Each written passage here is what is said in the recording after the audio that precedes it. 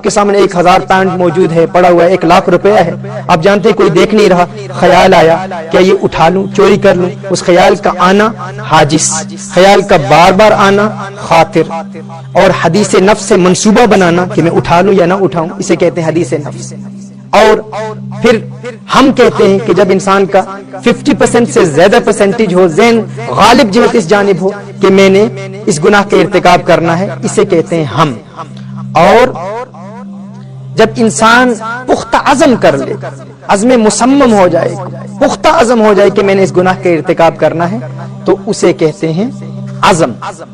ناظرین کرام، یہ جو پہلے 4 خیالات ہیں جو انسان کے ذہن میں پیدا ہوتے ہیں، شریعت مطہرہ میں اس کا کوئی مواخذہ نہیں ہے، یعنی آخرت میں اس پر کوئی گرفت نہیں ہوتی، خیال کے آنے پر گرفت نہیں ہوتی، خیال کے بار بار آنے پر گرفت نہیں ہوتی، اور اس کے علاوہ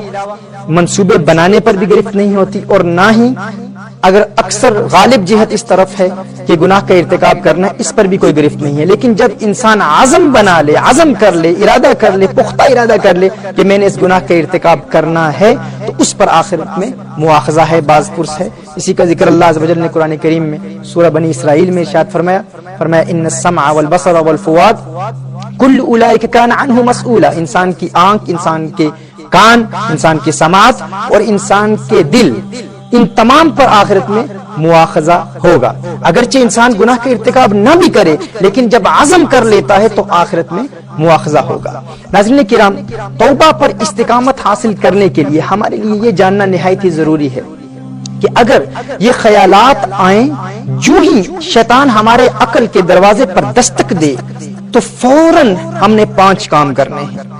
ان 5 امور کی جو بندہ عادت بنا لیتا ہے، اس کے خیالات پر شیطان کو قابو حاصل نہیں ہوتا، شیطان کو تحکم حاصل نہیں ہوتا، شیطان انسان کے خیالات پر کنٹرول نہیں کر پاتا۔ یعنی ان 5 قسم کے خیالات کو اگر ابتدا سے ہی ہم جڑ سے نکال پھینکیں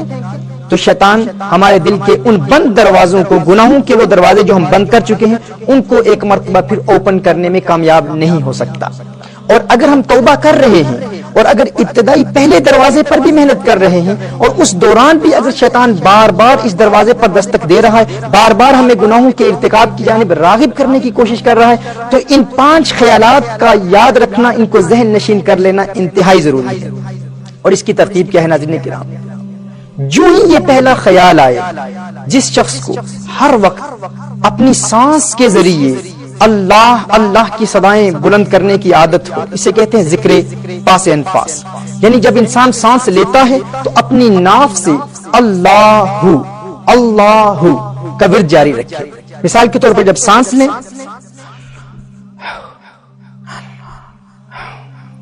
ہر سانس کے ساتھ جو شخص اللہ کی عادت بنا لے اور کوشش کرے کہ دن کا اکثر وقت جب بھی سانس لے،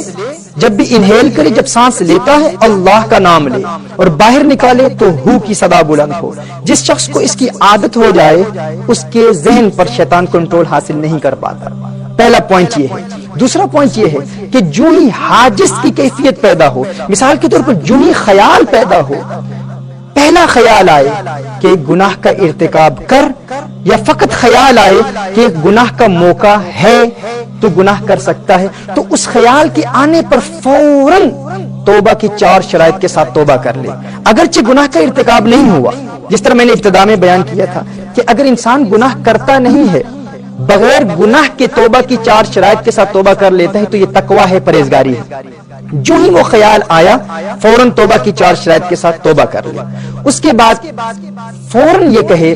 یا مقلب القلوب ثبت قلبی علی دینک۔ مسند امام احمد کی یہ روایت ہے، رسالت مآب صلی اللہ علیہ وآلہ وسلم کی دعا ہے، یا مقلب القلوب، یہ لکھ لیجئے گا، یا مقلب القلوب ثبت قلبی علی دینک، ہے دلوں کے پھیرنے والے، میرے دل کو اپنے دین پر قائم رکھ۔ اس کا تکرار ہو، اس ورد کو جاری کیا جائے۔ نمبر 4، درود شریف کی کثرت شروع ہو جائے۔ رسالت مآب صلی اللہ علیہ وسلم کی بارگاہ میں درود و سلام کے پھول نشاور کریں۔ الصلاۃ والسلام علیک یا سیدی یا رسول اللہ، اللہم صلی علی سیدنا مولانا محمد وعلی آل محمد کما صلیت علی ابراہیم وعلی آل ابراہیم انک حمید مجید۔ بار بار درود پڑھیں، درود شریف پڑھیں، یعنی جو ہی خیال آئے تو درود شریف کی بھی کثرت ہو۔ Point number 4۔ Point number 5،